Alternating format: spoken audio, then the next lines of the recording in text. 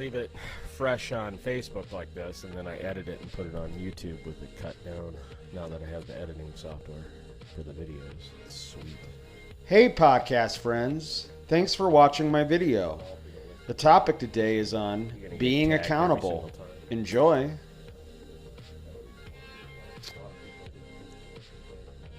Right. Well, hello out there, everybody. We are live right now from the Wierman Media Live Studios. Wierman Media. Wierman Media, Getting folks. ready to get set up. L-I-V-E, that's what we say, right, Del? That is correct. That's what I say. What do you say? I say it's not about being wrong or right or wrong. It's all about perspective. It's a great point, man. The other day we had a great conversation in here with you, me, and my brother. We talked about a lot of pretty cool stuff, and it was really amazing to see that. I think that people, it's just amazing, man. You're really amazing. There's a lot of things that I've seen in a short period of time with you that are just pretty profound, and I see it, and it makes sense. But you're really open to growth, and you're really open to a lot of things that a lot of people aren't willing to do, and I really, really admire that. Well, anything that's going to help me be able to expand my life and make my life better. I mean, obviously, I have fought with people over and fought with systems and everything else over and over thinking I had all the right answers, and obviously that hasn't been the case. It's just so cool because I can relate, because going through this with you, we've just recently, me and the Recovery Atheist, otherwise known as Del Bacon and Trey Entertainment, me and him just met from my brother when I moved up to Duluth recently, just a few months ago. A little over 2 months ago. And I actually, before the show, can totally relate because I never used to have that perspective. I didn't realize and connect those dots. It was because of the show and listening to Gary Vee. In Gary Vee's YouTube videos, he always introduces by saying, in the background of the intro, he says, you have your perspective. And as I said, I do a lot of deep diving, and I kept deep diving all these things and all these ideas and everything. I know he's smart and intelligent, so I always know. So I know there's a reason where he puts words in places in front of a YouTube video. So I like, So I finally connected. I'm like, oh my God! After we started the show, Del, I honestly used to be the same way. I used to think I was right. I used to think that there was right and wrong. I used to think I was right. And now that after the show, having that perspective, that's been the biggest shift since I've started the show, is the understanding that I'm not right and wrong, and that it's, I never used to realize that. And then the other day when we were talking, Del, it was a really cool conversation because we were talking about that, and I just think that's so profound. And I saw it when you, I just see it in you. You're not, I can totally see you. It's amazing. Yeah, well, and I just, being open to those kind of ideas, I think makes me a better person all around. I mean, if I'm closed-minded and I'm not able to your ideas and perceptions, right, then I'm not going to grow. I'm not going to become the person that I can be, and I don't want to do that. I don't want to feel like I'm stagnant and stale and that my life doesn't have purpose, and I'm not going to have that purpose if I'm stuck in the mud and can't get out of it. My brother used to have a tag. He called it "Stuck in the Mud." Stuck in the muck. Shout out to Solomon. It was his Xbox Live tag. Stuck in the mucky. Stuck in the muck. All right, so I'm going to start the audio here for my podcast. Well, hello, everybody out there in Podcast Nation. This is the Recovery Atheist, and I am so happy that you're with us today. It is actually a beautiful Saturday. After having a couple days of it being quite chilly, it has warmed up quite nicely today, around 70. Yeah, man, Duluth's highly underrated city, folks. I highly recommend you come visit the Hostel du Nord and hop on the Recovery Atheist podcast and the Two Brothers TV because just enjoy it. It is gorgeous. I mean, look, I'm already looking out the window here and see the trees are changing already. I see that now. It's a beautiful place to be in the fall. Beautiful. So anyway, today we decided we hadn't gone live, or hadn't done a podcast together for quite some time. I've been doing some of my own. So we decided today we would go ahead and do one together and do a little collaboration between the two podcasts. So today, from this week, what I've been seeing, I've been racking my brain, what kind of a subject could we go into and what could we talk about? And so I've been racking my brain about this week, and what I have seen this week is people not being able to take accountability for their behaviors and for their actions. Good morning, audience. Thanks for being with us on the Wierman Media, and thank you. And that can go into a lot of different directions. It seems like if they make a mistake, they blame others for them making that mistake instead of owning up to it. If their behavior is inappropriate, they will not take accountability for it and place it on something else as the reason why that behavior happened. Big topic. Yeah, so in my life today, I have to be able to be accountable for everything that I'm doing. And I make mistakes just like anybody else does. And when I make those mistakes, I have to be accountable for those mistakes and be able to own up to it. That's just human nature. That's being humanistic. That's being able to be open-minded and realize that I'm not going to allow my ego. Ego, that's E-G-O, folks. To drive my life, okay? So when I know I'm supposed to do something, and I don't do it, even though I know I'm supposed to do it, or I have the attitude of, fuck it. I'm not going to do it, or fuck them. I'm not going to do this. I'm not going to do that. That is not being accountable. That is not being an adult. That is not being a good person. It really isn't. Okay, I want to go around and say to you, JR, that when I tell you something, I want to go by the word of my word is my bond. So here's a big topic, Del. I think this is really cool that you're saying that and leaning into that. Your word and the power of our word. As men, as women, as creatures, our word, I agree 100%, is so powerful. And I think a lot of people don't realize the power of the word, the power of the written word, the power of the spoken word, and the impact and the influence it has. Like, I truly think that what we're talking about is communication, is the power of the word, and I don't think most people understand the impacts of their words on others, or the impacts of words from the media on how they live and operate on a daily basis. Well, that's a great point. Hey, you talk about accountability, and I hate bringing the elections into it because it's such a volatile. I think it's a great topic, man. I think we need to always be diving into it. It's a volatile conversation, though, when you get into that. But I've been seeing some commercials on Hulu that are for Trump, okay? Yep. And there's these people talking, and, of course, he has to have every demographic. So he's got the African-American woman. He's got the Asian-American It's all politics. person. It's game. It's a board game, folks. But one of them that says on there is that he speaks the truth and he doesn't lie. How is that being accountable? Because it's been proven over and over and over again he's lying. But let's face it. I talked with shout out to my brother that I was talking about this. Facts are inexactly portrayed all the time. So oh, my Lord, yes. I'm not going to sit here and excuse Trump, but I'm going to be one to admit first and forthright that I've repeated facts myself in an inexact fashion countless of times. But you're not going on and doing commercials saying you haven't. Totally. I agree. It's accountability. I think you're 100% right. I think it's a great point. I think it's a great lens, Del, that we should look at the accountability of our leaders first and foremost. I think it's a joke. I think our leaders are a joke in America. I think our leadership is a complete joke, and they're not accountable, and they're completely, I think they're 100% in a spot where they should be audited, and we should be auditing the shit out of our leaders, because I agree with you 100%, Del. Well, they're going to say whatever they're going to say to be able to get you on their side. So wherever they go, it don't matter if it's in the South or if it's in the Midwest, East Coast, West Coast, they're going to say what's going to perk the ears up of those people in those areas to get you on their side. They're very much like chameleons that way. They can adjust and change according to what the demographic is. That, to me, I used to do that.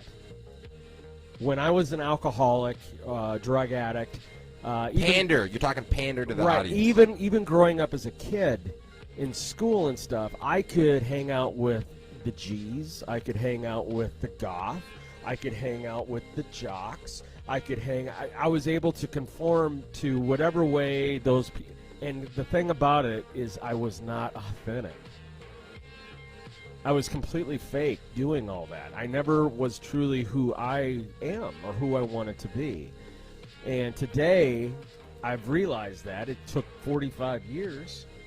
Takes time, man. Stuff takes time. But today, I'm sitting here going, no, this is who I am. And let's lean into it. Right, and I'm Accountable okay. to who our own self. I'm okay with my strengths. I'm okay with my faults and my weaknesses. And the reason I am able to feel that way is because I am accountable. I am authentic in that accountability.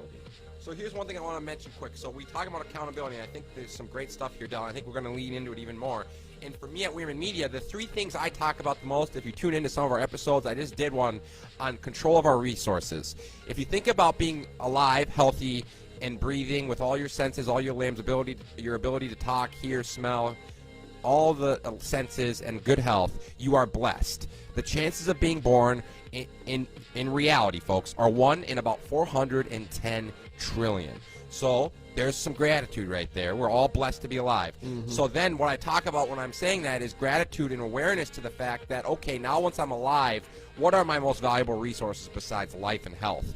Obviously, those are the two most valuable. But outside of that, it becomes money, time, and energy. Your money, your time, and your energy are your most valuable resources. And I think let me explain, is I think accountability directly correlates with these. Because if I gain control of my time, my energy, and my money, I now can no longer blame anyone else around me.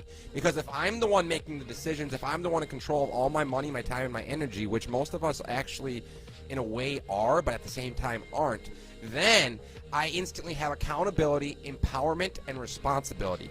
This is why we talk so much at Wierman Media about auditing our income and our actions, because that's your income is your money and your actions is your time and your energy. And if you audit your income and your actions and you become aware to where they're going and where they're being dispersed and where you're basically sending your troops, your energy and your resources are your troops to go to war and do whatever you want to achieve, you need to be aware of that's our decision. Where we spend our time, where we spend our energy, and we spend our money, that is essentially what I think derives accountability. If you can get to that space where you have control of those three, now you can no longer blame anyone else. And for me, that is the most empowering thing I've ever felt. Well, and that's perfect leading into what I'm going to say about right now.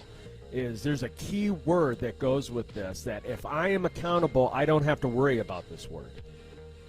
Exactly. And that word is regret. Great content. This is huge stuff. Regret. Poison. Regret. Okay. Agree 100%, Del. I make a mistake, and I lie about it, and I'm not accountable about it, just like I just did my 4-step in AA, where I had to look back at my behaviors and what I've done, where I have hurt people, and I've had regret over those decisions because I was not accountable for my behaviors in that. If I get to the end of my life and I am on my deathbed, the only person who is to blame and who will have regret for not living life accountable into the way I want it is moi. Moi, motherfuckers. It's me, okay? So I stuff, need to be accountable in my life, down to even the littlest thing. Otherwise, if I let anything get out of that little window I have of accountability, then that ego, that selfishness, that feeling, I don't believe in God, I'm the recovery atheist, but that feeling like I am the most powerful God on the planet starts coming into place. And when that does, everything's off the table. Anything could happen. So today, I don't want to do that. Today, I want to make sure that I'm accountable. Today, I want to make sure that I'm being honest to people. Today, I want to make sure that what I'm doing and the decisions I'm making is having a positive effect in my life and in others' lives. Man, that's some great fucking points, and I'm going to lean into that. Yeah. Having a positive impact in others' lives and on. That's some big stuff you just touched on. So I just want to lean into that. Mm-hmm. Regret. Feeling sad, repentant, or disappointed over something that has happened or been done, especially a loss or a missed opportunity, folks. So I think Dell hits the nail on the head that I think is probably the most poisonous thing in the world is regret. I think ultimately regret is the number one poison of everything in life. And if we don't look back on our life and we say that we regret, like I've talked to so many people, because I prefer hanging out with older people and listening to what they have to say because they're 80 years old, and I'm like, I've heard so many of them say they regret. And for me, I just realized at a young age, I was blessed and aware to that perspective, Dell, that I wanted to keep swinging. So that's why at 21, I started swinging and just doing different shit and not working a 9 to 5, because I was like, I'm going to start hacking now, because guess what? Life only comes around once, and I don't want to look back and say I didn't try. So that's why I was listening to a Dana White speech the other day, and he said that's what he says. He's like, he walked off on his day job. He's like, guess what? I can come back to another day job any day of the week. UFC, Dana White. Yeah. He's like, he said the worst thing that could have happened is I step out from my day job, I go and I start the UFC, and I fail. And guess what? I can go pick up another day job. He's like, but he said the last thing I couldn't do though was try. He's like, I have to try. He's like, I had to. And then he just simply said he started putting all his time and energy day in by day, little by little, step by step, little at a time, and he turned the $2 million purchase of the UFC into what is now over a $7 billion business, I believe. I think it's going on in the $10 billion range. I'm not exact on that. But yeah, I think what you just talked about is huge stuff. And I think trying and regret is another thing that we can correlate to accountability, is being accountable to the fact of whether or not your effort and your trying, your effort is there, and whether or not you're going to regret not trying at the end of your day. Right. And so when it comes down to it, I've been thinking about this week, and I believe that there's three, I call them the 3 R's. There's 3 R's to being able to learn from your mistakes and what's going on with those mistakes and feeling of that regret, and how it's almost like the stages of what is it? The stages of when someone dies, grief. The stages of grief. There's all different ways of stages of it. There's stages also dealing with accountability and being accountable. For me, I've had much regret. So when I make a mistake, I regret making that mistake, correct? I might, at the point, get to the next R, which is resentment. Resentment. I will get a regret, and then a lot of times over that, I will get a resentment about it. Again, not being accountable, blaming somebody else for the reason why I have that regret. Well, the reason I regret, my marriages have failed, it was all because of that bitch wife of mine. So now I hold this grudge, this resentment against her. Okay? I work my way through that resentment because I realize that's not right.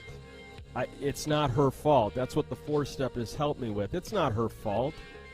I played a role in it just as much as she did. Okay? I can regret that the whole thing happened, but to have resentment over it is not right. That is not correct. That is not authentic. And from there, I usually feel remorse. I usually feel that feeling of, man, I really fucked that one up, didn't I? I really wish I hadn't have done that.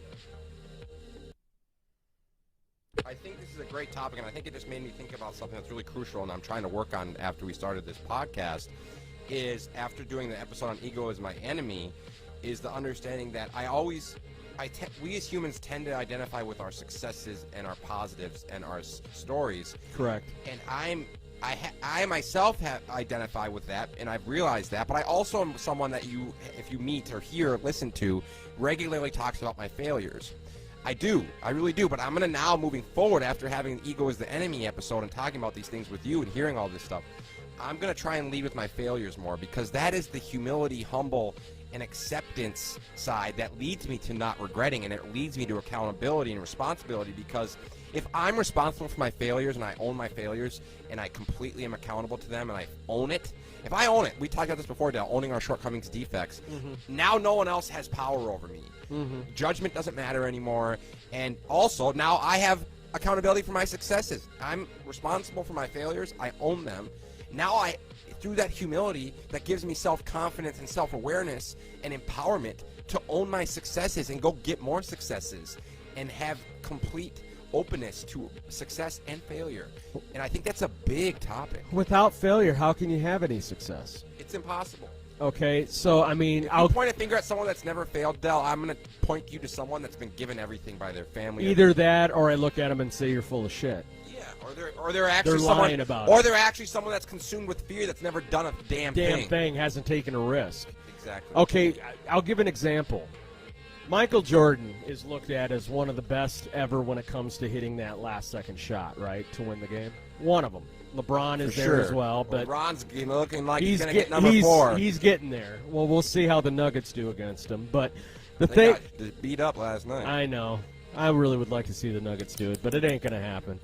I love Jamal Murray from Kentucky. He's a good player. But anyway, so Michael, think about it. If he doesn't take those shots, and do you realize how many game-winning shots he missed?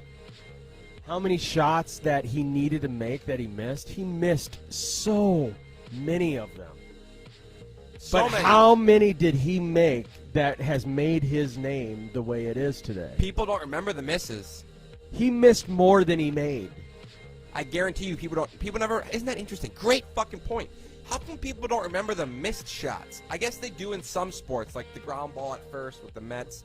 But most of the time, you're right. It's always the made shots that people recognize. Bill Buckner. But I think that's a great point, dude. Well, Michael missed tons. Well, look at even baseball. You just brought up baseball. Baseball, if you get 3 out of 10 at-bats, get a hit, you're looked at as successful. Above average, actually. Yeah, if you're a 300 hitter, that's what you want to be. That's your goal in baseball, is to be a 300 hitter. That means all you have to do is get 3 out of 10. Now, that's hard said. That's easier said than done, but that's all you have to get. And the difference between being a 200 hitter, the Mendoza line, which is a lot of guys that actually right, still make mad money. Right. If you're at 200, a lot of times you're in between minor leagues and the majors, and a lot of times someone that hits a lot of home runs. Or you're a home run out. hitter. You're batting 230 and hitting tons of homers. So no. I had to go there. It is Sano. I'm a little pissed off with the Twins right now. I know, they're massively underperforming. And the Yankees are about ready to take them over to where we'd have to play the Yankees in the first round in New York. End up 3 playing games. the damn Yankees It's again. working out that way right now. Such a curse. Anyway, so the difference is one hit. One hit. One hit from one shot. From 2 out of 10 to 3 out of 10 makes you from a failure in baseball to an all-star in baseball. One hit every 10. But I think this is a big topic, Del, is what we're talking about. And I talked about it on my show yesterday. If anyone listened, I made a show on the Two Brothers podcast about the importance of ambiguity and being open to imperfections, inexactness, and being open to different interpretations and perspectives. And we need to, as a society, open up to owning and being accountable to our failures, our shortcomings, and our defects, and stop judging people. Because now everyone has developed this. We've developed a society that's recognized by their successes and their stars, how many stars they have on their chest. Correct. And how big of a college degree they have, what stamp that, how fresh and big that Harvard stamp is, or that Yale stamp. Yay for you. And then it's like these people and these. It's like we need to shift that. We need to move into being more comfortable accepting our failures, shortcomings, and defects, and giving people confidence and building them up to go and do things and try things and challenge themselves instead of just being approved by some stamper of society and this bullshit of just. So I think it's a big topic of being accountable to our failures and our shortcomings and our defects, and being open to people's inexactness and Well, imperfections. if you're not trying, you're dying. Yeah, being inexactness. If you don't love people for their inexactness and their imperfections, I just as much as you could, I could care less. That's why I do what I do. Like, I share my authentic truth. If you love me or you hate me, you pick. Okay, well, let's get off the being accountable to everybody else, because that everyone, I think, in their minds know what that is. That is something we need to do. But for me to be able to be accountable to other people and be able to be there for them that way, the biggest thing is I have to be accountable to me. Do we really know what that means, people? I think that is exactly what we talked about in another episode, studious self-assessment. I have to be able to audit myself. We love that word. That's the big word. It's a great word. We're not talking. It's a business term, folks. Everything that we talk about is pissed business. off Scientology uses it. But audit, I have to audit my behaviors, my choices, and the way I'm living my life. If I ever, 100% Go ahead. I wanted to say you're right. If I ever want to ever do that with someone else. Yeah, I mean, because if I can't do that, how am I ever going to know whether or not I'm being accountable to somebody else? So that I have to be able to look at my self-care. I have to be able to look at the words that are coming out of my mouth and what I'm saying to people and how it can affect other people by being accountable to who I am. Does this really, what I'm saying right now, do I want this to be a representation of who I am? Is this who I am? Is this the person I want to be? If the answer is no, and we're auditing ourselves truthfully, we will find ways to change that and to become better and be able to be more of an influence, more of a good person, a positive person in the life that we live, and be accountable to other people. It's a cycle that happens, the circle of life. No, I think what you're talking about is leadership, Del. I think it's a big deal. I think it's a big topic, and if you guys tuned in for any of my previous episodes, we talked a lot about this with my brother about, I mean, it's about being able to understand the wants, needs, and desires of others.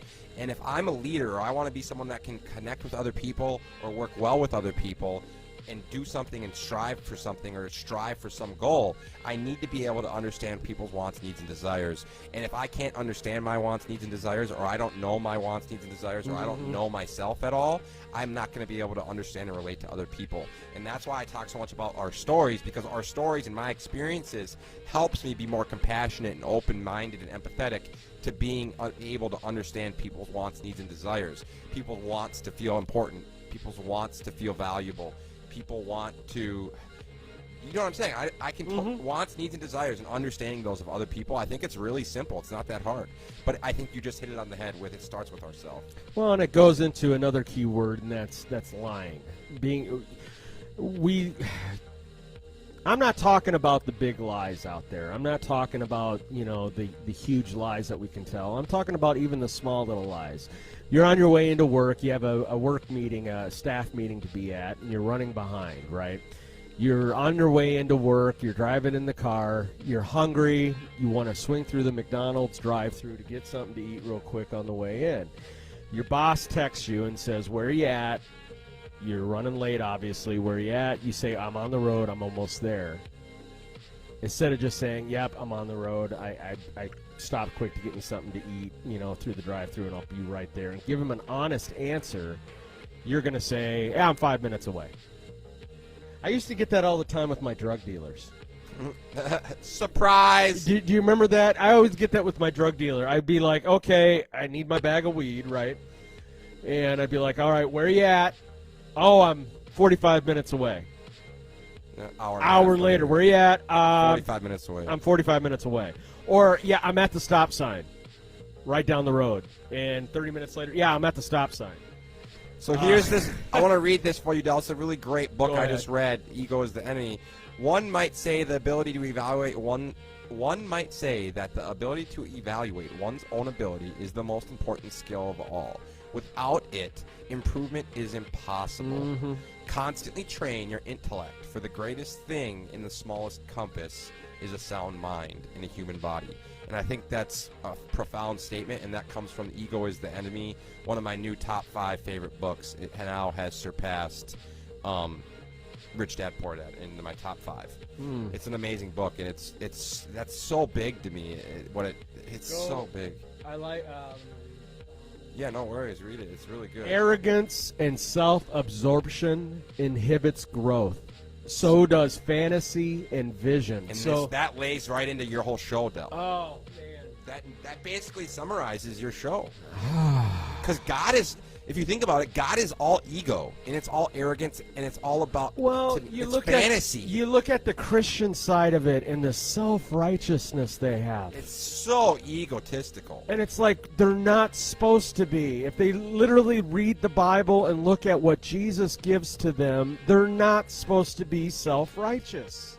They're not supposed to be judgmental. It says, judge ye, lest ye be judged.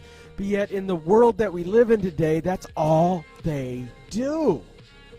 I see it every day. Just, you don't think the way I do or believe the way I do, I'm going to sit here and make sure that I tell you my feelings on it, that you're the worst person on the fucking planet. How dare you? It's the most gaudy thing in the world. It's the most egotistical thing in the world to Who me. the hell do you think you are? To me, religion completely contradicts accountability, if you think about it. How dare you tell me who I am?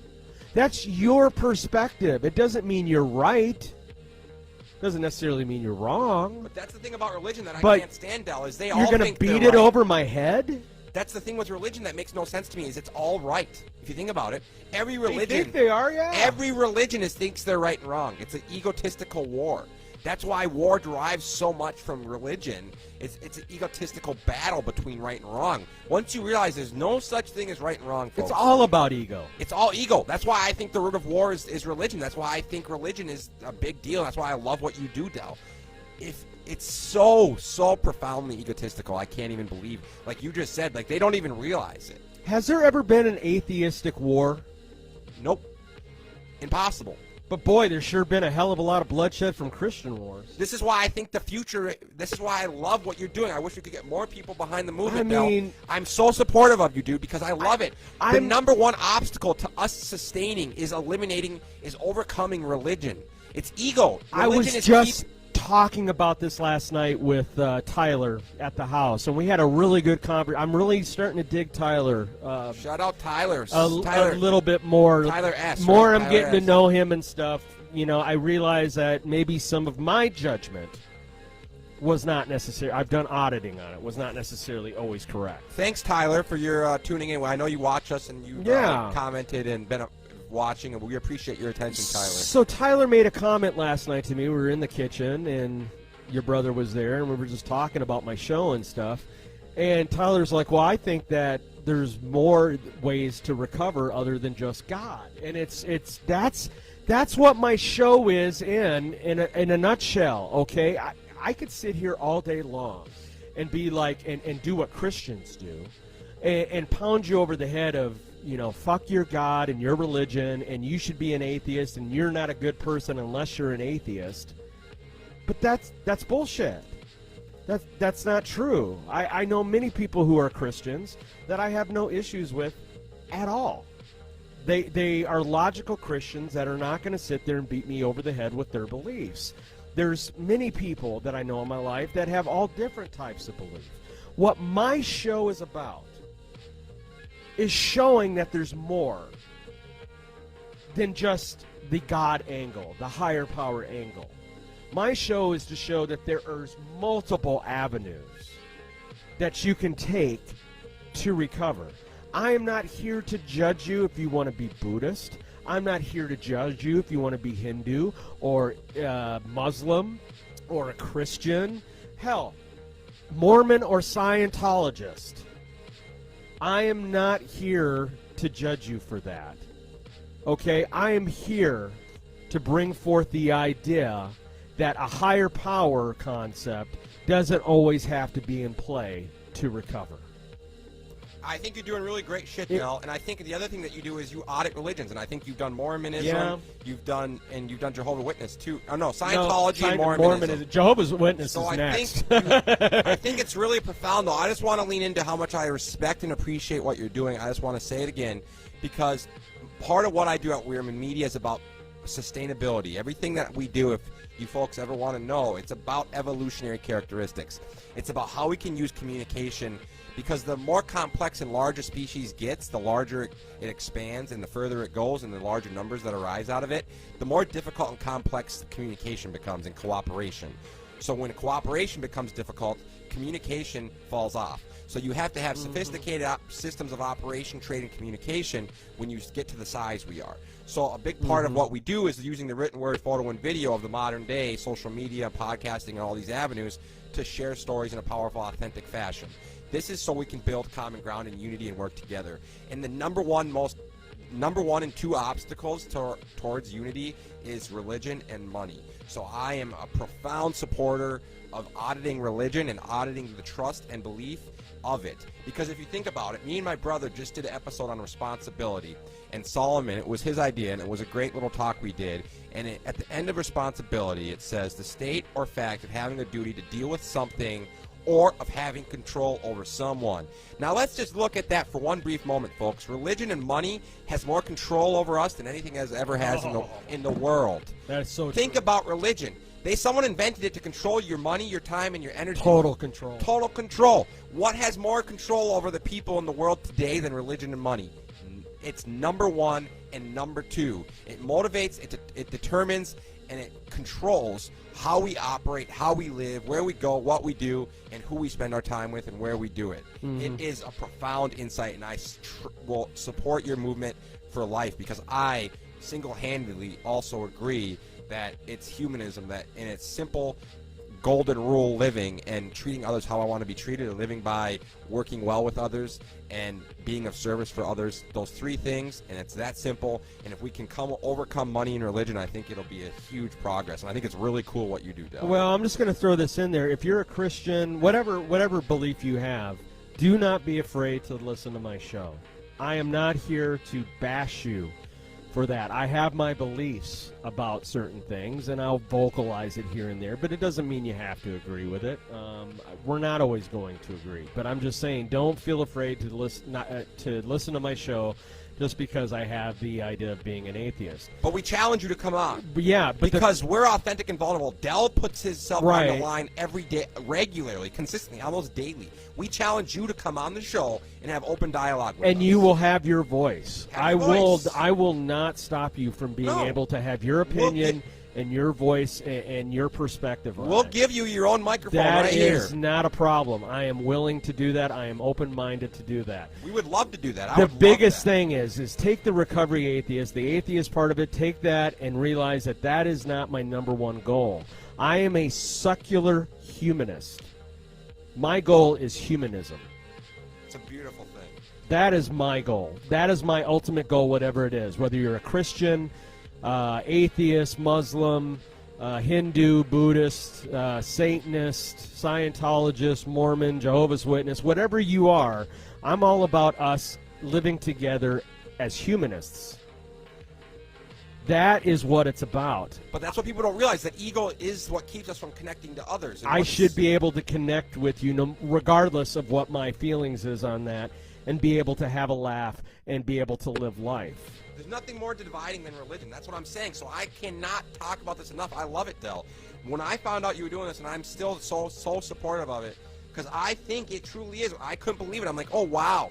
Del, when I moved up and we opened the studios in Duluth, I was like, the number one obstacle to unity and sustainability and us not killing each other is religion. So I think what you're doing is huge, Del. I can't say it enough. I'm super supportive of it, and I don't think a lot of times people might not see the bigger picture. But if they keep tuning in, I highly suggest you guys do. It is just that. You know what I'm saying? It's pretty big stuff. Yeah, I mean, And that is I'm amazing. excited for the future. Yeah. I'm excited from this point on what we can build and what we can do together. And that includes everybody, not just the people that see it my way. I'm looking for us to be able to learn how to be able to have a dialogue and not have it be divisive. Divisive, yeah. And have it be where we're lashing out and cutting each other. I would like us to be able to have a dialogue. I find it interesting. I've got a buddy, Aaron. Supertramp. Shout out to Supertramp. Shout out, Aaron Supertramp. Down in St. Paul, he's a Buddhist. Okay, to me, it's kind of mystical and kind of weird to me, But that's just to me. But it still is interesting to me when he talks about chanting and what it does to him. And yeah, my brother and my dad also have tampered with a little bit. Yeah, of that. it's just interesting. Same way with Scientology. I don't like some of the stuff that they do with Scientology and how it feels like they enslave people and the money involved with it. But some of their ideas with Xenu, and it's entertaining, okay? It's entertaining to see the way that they look at things like that. So I just, let's stop fighting. Let's stop fighting with each other. We're not getting anywhere by doing that. I'll use an example. Brian, house owner. Shout out Brian. He's doing great things with great things. Great Lakes. What's it called? Great Lakes Sober Living. Doing good stuff. Huge stuff. Through Trillium is the name of the company. Great Lakes Sober Living, and thanks Trillium. Trillium Services does great work too. Yeah. So he and I mean, he's on the Christian side, and I'm on the atheist side, and we both know where we stand, and we've had conversations. But we can joke about this stuff now. When I first moved in there, we were kind of, you could just feel the tension between each other because we had two different ways of beliefs and we just butted heads that way. But I have no feelings of anger toward him because he believes in Jesus and he's his savior and everything like that. That's fine. He made a joke last night. I was going to be moving out into an apartment and he really didn't want to see me leave the house, and he joked about it last night in the house meeting, saying that I prayed to God that if it wasn't right, you wouldn't get the apartment and you would stay with us. And he says, so I guess my God came through this time. And I looked at him and I said, I guess just life in general came through and said it wasn't time for me, But he made a big joke about it, and it was funny. And I laughed at it. I didn't take offense to it. That's his belief, that's his perspective, and he has the right to it. I'm just happy that he wants me there. That he wants me to be in the house, regardless of my beliefs. Regardless, he sees the effort I've put into this, and he sees what I bring to the table at the house, and how I'm a good person in that house to have there. So we can live together in harmony, regardless of what our perspective is. That's the whole point of being able to commune with one another and so forth. But the issue with it is all ego. That's why I keep talking about that book. Ego. You are so stuck on fucking ego this morning. Because afternoon. Religion is ego to me. Just think about that. Think if I'm going to sit here and say I'm going to say a prayer and have a thought, and I'm so powerful that my God is going to change something. Well, bring it on. I want you to rant on ego because I know you can go forever on I just can't stand religion. They don't realize how people that are consumed with religion do not understand how egotistical that is. To sit back and say this is the end all be all. This is what do you call it, Del? The definition for donation, the 10% tithing or something? It's 10% tithes goes into the church. It's supposed to be 10% of everything that you make. So 10%. So you have to sit back and give me your money. It would be like $90 every 2 weeks out of my check. About $180 to $200 a month I would have to give to the church. It's manipulation of fearful people for benefit for selfish benefit. Let's just face it. Back when religion was invented, I don't know how old it is, but it's one of the oldest stories of all time. Oldest stories that's ever been told is religion, religious doctrine. Well, we're talking about, Chinese were a good 5,000 to 6,000 years ago. So you're talking about it. There's a point in time where someone that was intellectually awake or aware, had some perspective or awareness, said, "I'm going to create a story. I'm going to create a story that can have control of other people's energy, time, and money." And if you think about it, it makes total sense, because if way back in the day when people had a lack of education, awareness, and perspective, if I created some kind of story that people thought, oh, now if I give you my bananas and I give you all my bananas, I go to heaven, or if I give you all my dollar bills and all my time and my energy and my devotions, I'm going to go to heaven because I deserve it. Now, it makes total sense. It's totally about control, it's totally about manipulation, and it's totally about egotistical operation. If I was just about helping other people, I wouldn't need their money. I wouldn't have to tell them they have to behave a certain way or do a certain thing. I would just suggest. I would just give recommendations and my perspective and my input. And I would say I would love your support, and I would ask for their support, but I would not demand it. I would not force them to support me, or I would not force them to give me money, or I would not force them to confess their sins, or I would not force them. It's all control. Religion controls the world and controls us. And it's remarkable how many people are lack awareness and perspective to the fact that money and religion, even down to our political system and our government, is controlled by it. Exactly. It is totally controlled. You know, we have not had a president that has not believed in God. How come our government isn't auditing every day? Del, you should think about it. They should have a daily audit or a weekly audit where the government's coming together and saying, where are we falling short? Where are we making mistakes? Where are we not being sufficient? Where are we insufficient? Why are we not meeting these needs of the human people? That should be an audit. There should be an audit, but well, no. they do it, but then they put it off and put it off and put it off and put it off and put it off, and it's never done. There's just no auditing going on with our government and our religion and our politics. There's none. They can fail. They can take vacation. They can take vacation when everyone's starving and losing and sick and dying. They can take vacation and go to their plush pads. And then Nancy Pelosi and Steve Mnuchin, when the federal budget's about to expire, when the federal funding to pay the politics is about to expire, they can have a single phone call and it's taken care of. But no, it's taken months and months and months to come to an agreement to fund the American people's quality of life and sustainability. But no, they can fund their checks in a snap of a finger. Nancy Pelosi and Steve Mnuchin had a phone call to extend the federal budget, and it just happened. And that's it. This is happening on both sides. Yep. Okay, so if you think you're on the left side and think that you're on the good side, no. Okay, it's both sides are wrong. Do you hear me? I am someone who has more of liberal beliefs. I am more on the left than I am the right. I do have some conservative views. I'm purple politics. But I am more purple. That's what I am. And there is wrong on both sides. They need to shut up. They need to be accountable for it. And accept it. And audit it and realize that they have made mistakes on both sides and they need to come together and do something different. But they won't do it. Yeah, because it's all about them. It's not about someone else. Like, what's the key word? Right. It's all about them. Ego. Ego. Yeah, it's all about ego. If they were doing it for the people and the American people, everything would be operating much differently. Much differently. But they're focused on egotistical self-benefit. They're focused on having the power to dictate what happens and having control over what happens. Look at me, look at me, look at me, look at me, look what I've done, look at me, look at me, look at me. I think it's a great point, though. I think this is some great episodes, great topic, accountability. Trump, I've created this amount of jobs. He's egotistical. I've gone through and I've changed everything that's going on in this country. I've made it a better place. Trump is all about ego. And if there's any fault that's out there, it's all about China. China is the reason why we're having any issues in this country.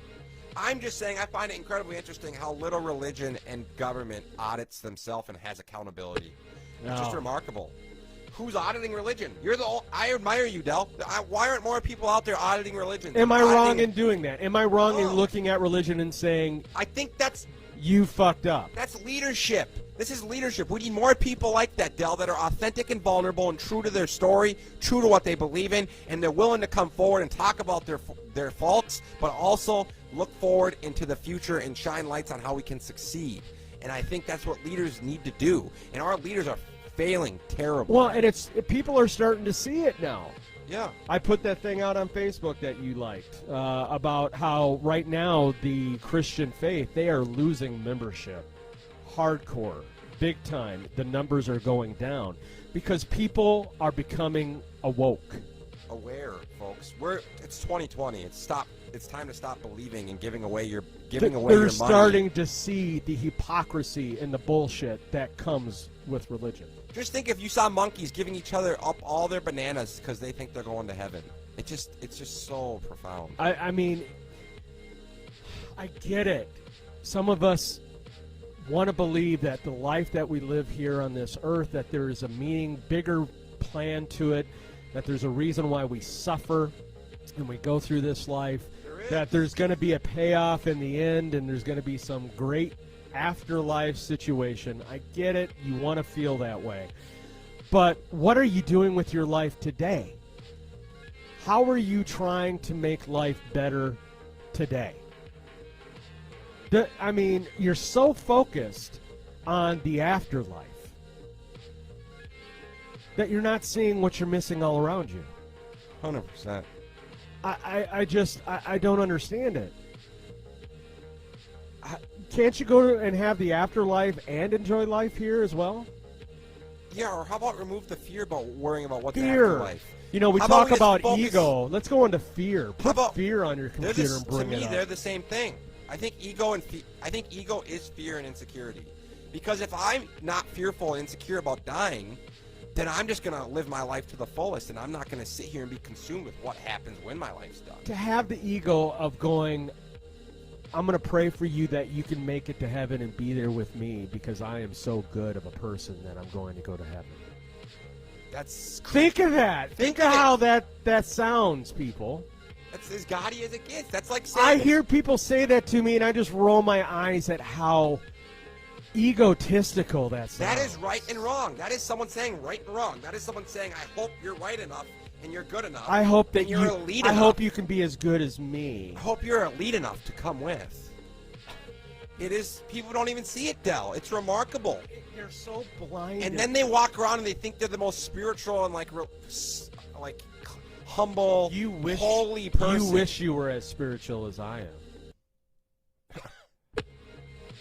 That's remarkable. And I look at these people and I go, you know what? First off, you bleed the same. You die the same. You have to take showers or you stink the same. You use the same toilets to take shits every day. All the same. You make all the same mistakes that everybody else out here makes. You have the same desires and wants, the same sins, according to what you believe sins are. But yet, you keep yourself in a position of you're holier than thou. How dare you? How dare you think that you can sit in that position and judge people? So Who are you? I want to lean into that. And my brother Solomon and me just talked about how a simple life. We did an episode and we talked about the importance of simplicity. And I'm going to say that so ultimately, if you think about it, complexity of religion and politics, I think, Del, is the opposite of what we need. We need to simplify and make it simpler. I think that's exactly what we're kind of talking about. Simplify. Man. You need to simplify. Complexity is the silent killer of growth, folks. That's the book from Founder's Mentality. It's the facts. It's scientifically been proven. The bigger something gets, the size becomes your enemy. And it's called the growth paradox. So religion and politics are two of the most complex parts of our society. We need to simplify, and we need to simplify and minimize our complexities so that we can sustain. And I think that's a great topic, and I think this stuff is great. And I think what you talked about with afterlife, I'm going to read this. If your purpose is something larger than you, to accomplish something, to prove something to yourself, then suddenly everything becomes both easier and more difficult. This is a great point, and that's what I think life should be about. I think if we make life less about the afterlife and more about something greater than ourselves in our life, to me that is simple, and to me that is spiritual. That's getting outside of yourself. Exactly. And that's so simple. Like, don't put religious doctrine on it. Get outside of your ego, get outside of yourself, and help somebody else. Have a bigger plan in life. I'm not doing this podcast.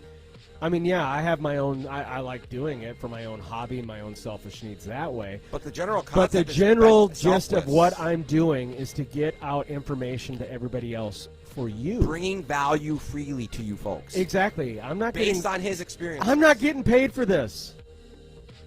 Not right now. I'm not getting paid for this.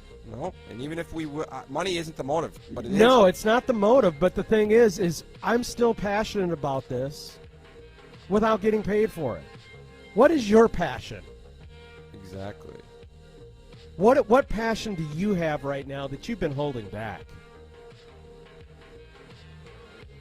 The power of being a student is not just that it is an extended period of instruction. It also places the ego and ambition in someone else's hands. We don't like thinking that someone else is better than us or that we have a lot left to learn. We want to be done. We want to be ready. We are busy and overburdened. The pretense of knowledge is our most dangerous vice because it prevents us from getting any better. Studious self-assessment is the antidote. The key word, audit. I think that's crucial, man. That's exactly what this is. And I think what you're talking about with accountability in religion is the complete opposite. I think that religion lacks accountability to how it keeps you stuck. Yeah, and I think they're not accountable for all their shortcomings and defects and how the wrongdoings that they've done in religion, and the war it's caused, and the death it's had, and the sexual predators that have preyed. Oh God, yeah. I mean, if you look at the long list, if you started auditing religion, it's a nightmare. It's a nightmare. They talk about it like it's all this great stuff, but if you look at the list of its audit, if you look at all the death, the tragedy, and from day one, and all of the mistakes that religion has made, sorry, man, it is a nightmare. Outweighs, it is a catastrophe. It far outweighs any other thing. It has failed on all areas, all levels, everywhere. There's no way around it. We should do a show sometime, Del, where we just dive into that. That's a great topic. Well, Sam Harris says it all the time. We'll just dive into the history and the failures and shortcomings and flaws of religion, and how all the death, all the sexual assault, all the killing, all the disconnect. Well, Sam Harris says that. He says religion has failed on all circles of life. That it has showed itself to be lacking. I mean, I love it when they talk about, Sam Harris talks about if you take a portion of the Bible, delete it, and you and I sit down and write a completely different portion and put it into that spot in the Bible, already the Bible is better. Already the Bible is more moral.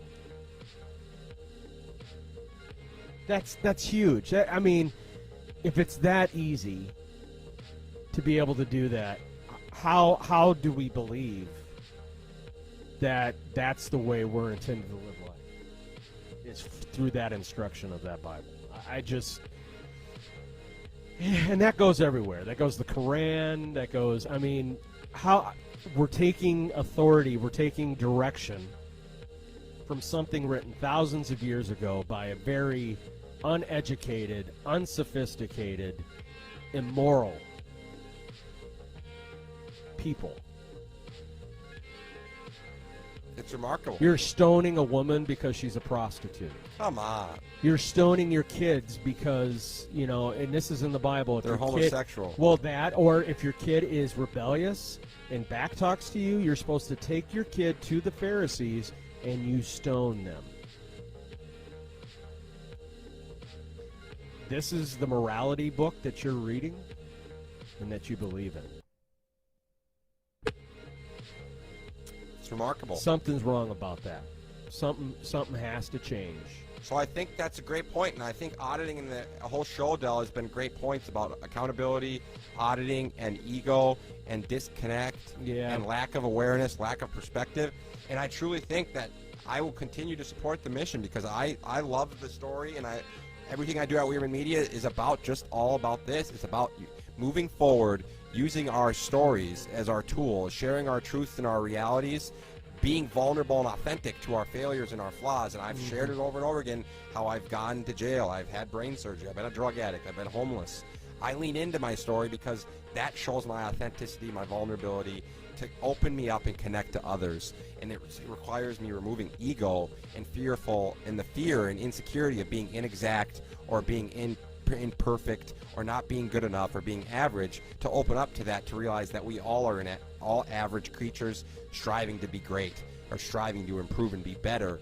And by doing that, we can come together and work together, collaborate and create the new realities of tomorrow to overcome our threats. Well, let's go ahead and start shutting her down. We're at 54 minutes.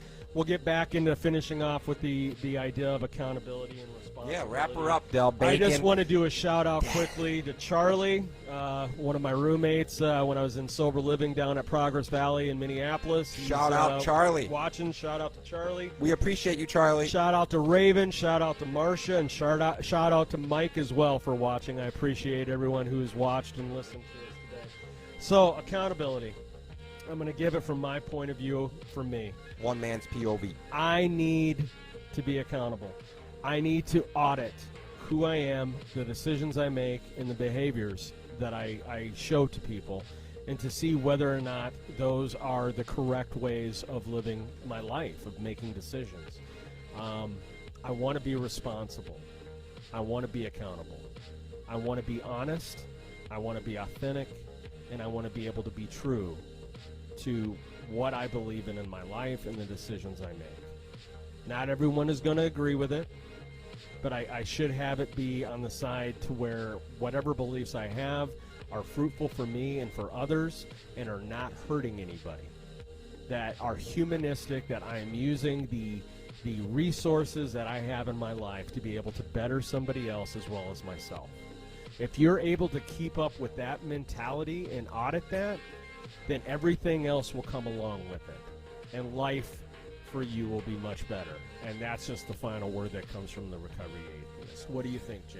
I think that's great stuff, Del. I think that's amazing. And I think ultimately what I would want to wrap it up with is just the understanding that I want to surround myself with people that have similar goals. And I would love you guys or anyone that's listening or anyone that's tuned in to be open to connecting with us and being a part of the team at Wierman Media, and understand that what we're doing here isn't about what me and Del necessarily individually want to achieve, but it's about the greater good of sustaining a species and moving forward united and doing something bigger than us. Putting a goal out there that's bigger than just me making money. Putting a goal out there that's bigger than just me getting rich. It's about us coming together to work together cooperatively and flexibly to do something great together.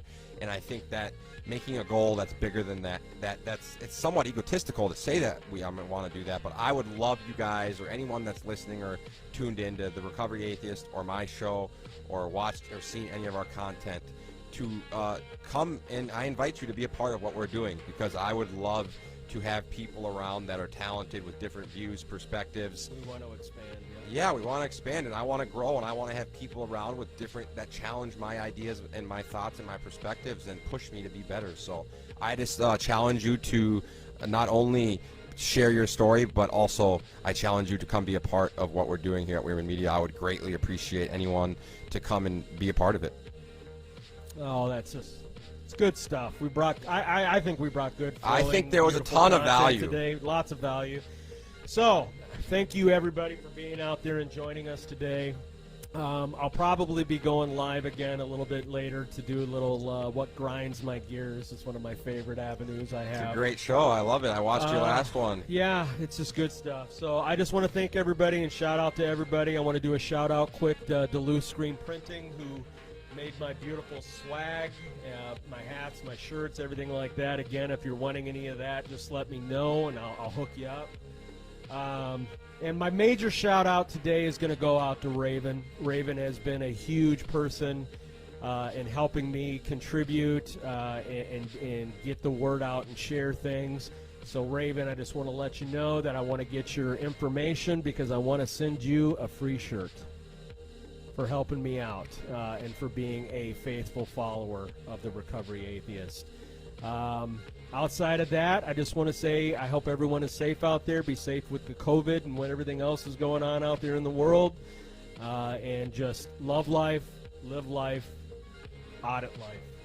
I'm earning what my ambition burns for. Remember that, folks. We're all earning what our ambition burns for. Thank you. Why don't you end us out with with our quote that we love about perspective? It's not right, folks. It's not wrong. It is simply our perspective. Hey again, friends. Thanks for watching my video. Today's topic again was on being accountable. Please subscribe to my YouTube channel, The Recovery Atheist. You can also email me at therecoveryatheist@gmail.com. Shout out to Duluth Screen Printing for all the great swag they made for me and for their support of the Recovery Atheist podcast.